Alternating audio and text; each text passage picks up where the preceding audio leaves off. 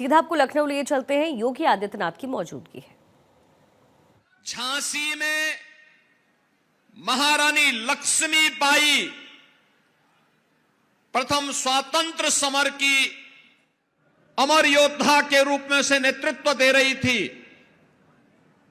बिठूर में त्यात्या टोपे उस लहर को मजबूती प्रदान कर रहे थे। लखनऊ में बेगम हजरत महल उसको नई ऊंचाइयां दे करके वीरांगना उदा देवी पासी जैसे अमर सेनानियों के साथ मिलकर के विदेशी फिरंगियों को भगाने के लिए जिस प्रथम स्वातंत्र समर को आगे बढ़ाए थे, उस प्रथम स्वातंत्र समर की अमर योद्धा के रूप में वीरांगना उदा देवी का स्मरण हम सब करते हैं। वह न केवल नारी जाति के लिए बल्कि हर हिंदुस्तानी के लिए एक प्रेरणा है। इसलिए इस अवसर पर मैं उनकी स्मृतियों को नमन करता हूं। बहनों और भाइयों, उन्होंने विदेशी हुकूमत की चूलों को हिलाने के लिए और उनके अत्याचार का जवाब देने के लिए कहते हैं कि 16 नवंबर 1857 को लखनऊ के सिकंदराबाद बाग में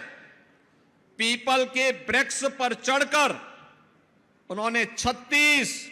अंग्रेज सैनिकों को ढेर करने का काम किया था और उनका नाम भारत के इतिहास में अमर हुआ है।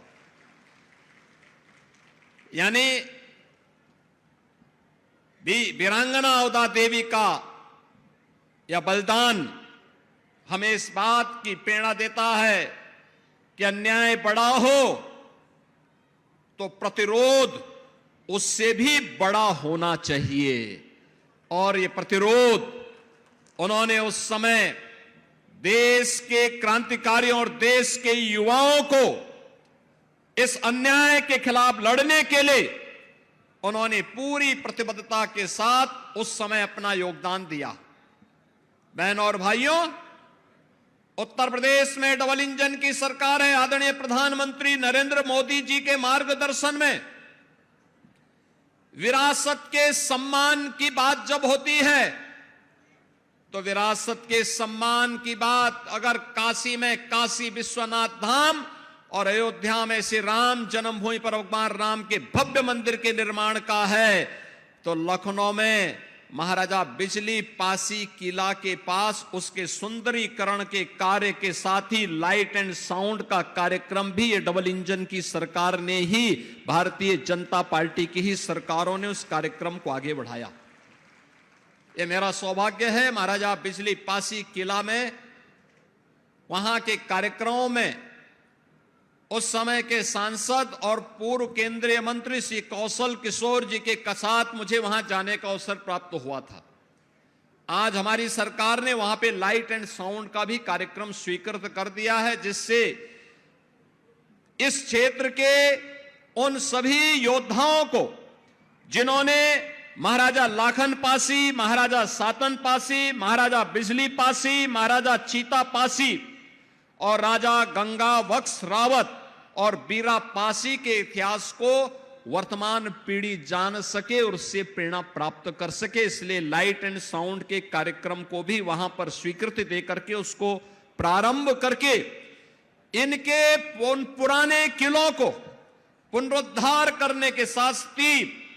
वहां पर उसको और अच्छे ढंग से कैसे हम नौजवानों को और वर्तमान पीढ़ी को एक प्रेरणा का केंद्र बिंदु बना सकते हैं, इसके लिए सरकार ने अपने स्तर पर कार्रवाई प्रारंभ की है और इसके लिए हम लोगों ने इस कार्यक्रम को आगे बढ़ाया है। बहनों और भाइयों, यही नहीं, प्रदेश सरकार ने इस पूरे अभियान को हर क्रांतिकारी के, हर बलिदानी के, भारत माता के उस हर सपूत के योगदान को पाठ्यक्रम का हिस्सा भी बनाया है। आप देखते होंगे, अगर आप बेसिक शिक्षा परिषद की पुस्तकों में देखेंगे तो एक पुस्तक हमने अतिरिक्त उपलब्ध करवाई है बच्चों को, और वह पुस्तक स्थानीय स्तर पर, जनपद स्तर पर, रीजनल स्तर पर और प्रदेश स्तर पर उन पाठ्यक्रमों का हिस्सा अलग अलग कक्षाओं में हम लोगों ने उन महापुरुषों के बारे में वर्तमान पीढ़ी जान सके, इस कार्यक्रम को आगे बढ़ाने का काम किया है। मुझे बताते हुए प्रसन्नता है, हमारी सरकार ने प्रदेश में गठन होने के बाद 3 नई पीएसी की बटालियन गठित की। महिला बटालियन का नामकरण पहले तो हम लोगों ने प्रदेश में, उत्तर प्रदेश पुलिस बल में हम लोगों ने अब तक 2,19,000 पुलिस की भर्ती पिछले 8 वर्ष में की है और इसमें अनिवार्य रूप से व्यवस्था की है कि 20% महिलाएं भर्ती हों और 3 पीएससी की महिला बटालियन का गठन किया। इन्हें तीनों को 1857 की उन महान वीरांगनाओं के नाम पर लखनऊ में पीएससी की जो बटालियन स्थापित हो रही है,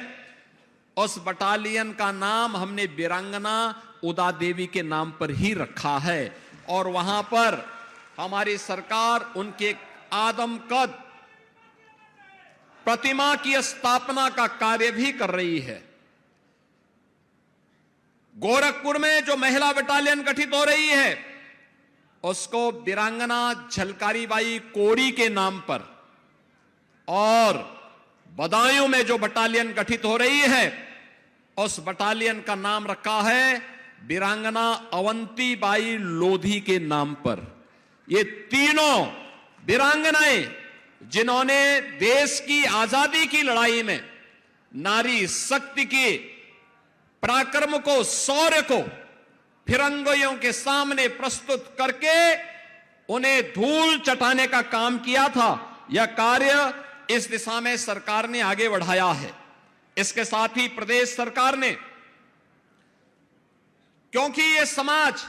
कभी नेतृत्व देने वाला था लेकिन क्रांति की हुंकार भरने के नाते उन्हें समाज की मुख्य धारा से काटने के लिए विदेशी हुकूमत ने उन्हें अलग थलग करके रख दिया था।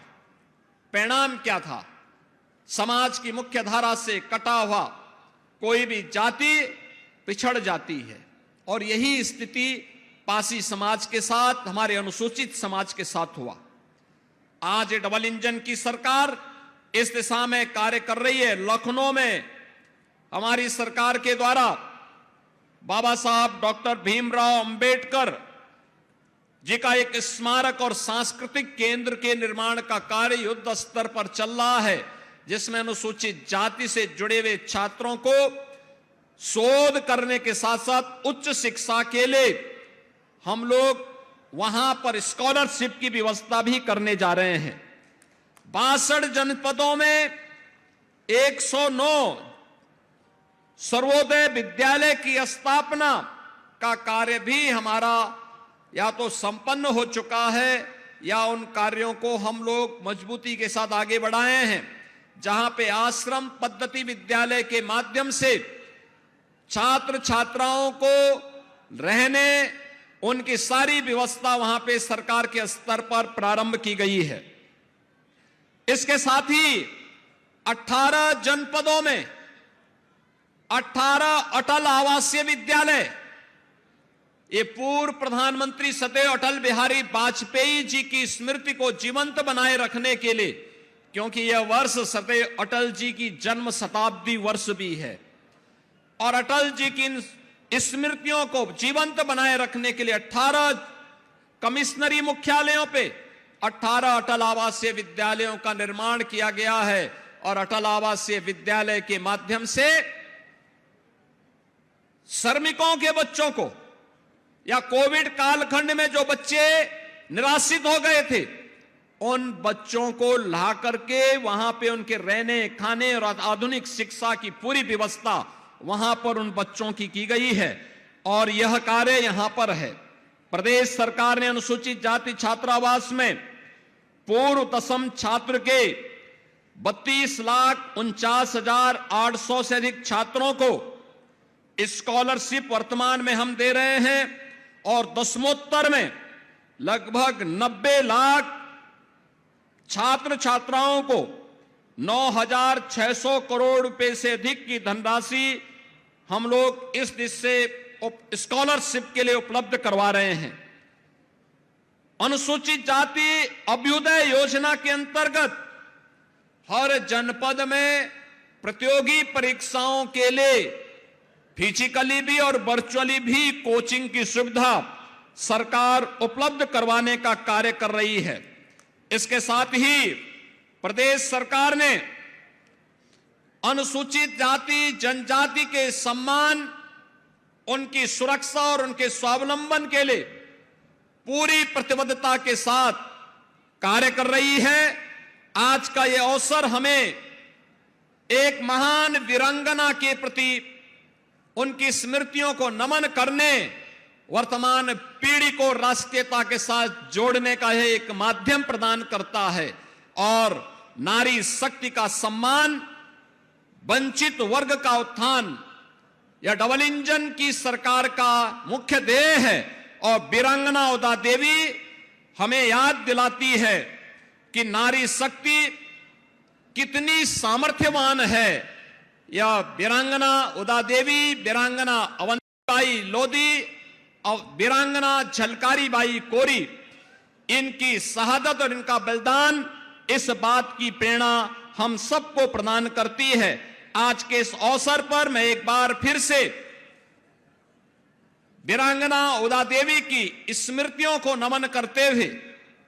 आप सभी को इस बात के लिए आश्वस्त करता हूं कि डबल इंजन की सरकार भारत माता के उन सभी सपूतों को जिन्होंने भारत की स्वाधीनता के लिए और स्वाधीन भारत में देश की रक्षा के लिए अपने आप को समर्पित किया है, उनके सम्मान और उनकी वर्तमान पीढ़ी के स्वावलंबन के लिए पूरी प्रतिबद्धता के साथ कार्य करेगी। इस विश्वास के साथ मैं आयोजकों को धन्यवाद देते हुए समारोह के मुख्य अतिथि का हृदय स्वागत करते हुए आप सबके प्रति मैं अपनी शुभकामनाएं देता हूं। धन्यवाद। जय हिंद। वीरांगना उदा देवी की प्रतिमा का अनावरण करते हुए योगी आदित्यनाथ की तस्वीर लखनऊ से मिल रही है। उदा देवी की प्रतिमा का अनावरण उनके हाथों हुआ है, उससे पहले उनका संबोधन